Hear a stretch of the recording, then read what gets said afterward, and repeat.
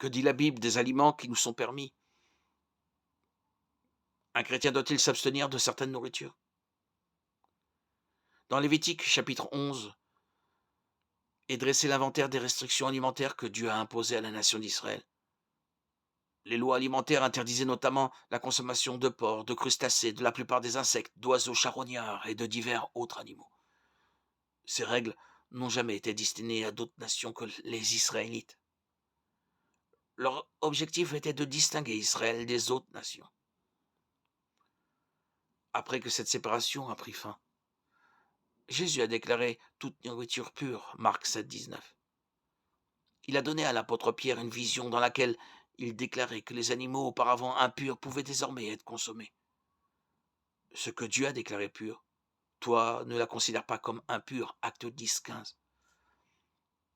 En mourant sur la croix, Jésus a accompli la loi de l'Ancien Testament. Romains 10, 4, Galates 3, 24, 26, Éphésiens 2, 15. Parmi lesquels les lois sur les aliments purs et impurs. Romains 14, 1, 23 nous enseigne que tout le monde n'est pas suffisamment mûr spirituellement pour reconnaître tous les aliments comme purs. Par conséquent, en compagnie de quelqu'un qu'une consommation d'aliments impurs pourrait froisser, nous devons renoncer à notre droit à le faire, afin que cette personne ne soit pas offensée. Nous avons le droit de manger tout ce que nous voulons, mais nous n'avons pas le droit d'offenser les autres, même s'ils se trompent. Le chrétien d'aujourd'hui a cependant la liberté de manger de tout, à la condition de ne pas être une occasion de chute dans la foi pour quelqu'un d'autre. Sous la nouvelle alliance de la grâce, la Bible s'intéresse beaucoup plus à la quantité de nourriture que nous mangeons qu'à ce que nous mangeons. Notre maîtrise de notre appétit est le miroir de notre maîtrise de nous-mêmes.